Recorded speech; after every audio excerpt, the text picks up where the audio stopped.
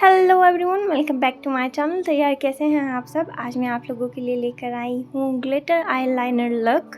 मैं लेंसेज खुद वेयर नहीं करती ताकि आपको पता चले कि यार अपनी भी आंखों पर आई कलर पर लाइनर और आई शेडोज़ अच्छे लग सकते हैं। तो यार सबसे पहले आप विंग बना लो। इसमें वॉइस ओवर वाला कोई काम नहीं है, बस इतना बता दूँ कि यार ये जो आईलाइनर या फिर राइनस्टोन्स के जो लुक्स हैं वो पार्टी वेयर में या मैक्सी के साथ या इवन दो कॉर्ड सेट के साथ भी बहुत अच्छे लगते हैं। मैंने यहाँ पर ग्लिटर आईलाइनर यूज़ किया है। आप चाहें तो जेल लाइनर भी यूज़ कर सकते हैं किसी और डिफरेंट कलर में, लेकिन वाइट जो है वो बहुत पॉप अप हो रहा था। मैंने आईलेट पर चंकी ग्लिटर यूज़ किए हैं। आप चाहें तो कोई और टिंट ऑफ कलर यूज़ कर सकते हैं। यहाँ पर मैं यूज़ कर रही हूँ राइनस्टोन्स आपको किसी भी लोकल मार्केट से आसानी से मिल जाएंगे। मैं यहाँ पर पिक्चर लगा दूंगी जो भी राइनस्टोन्स मैं यूज़ कर रही हूँ।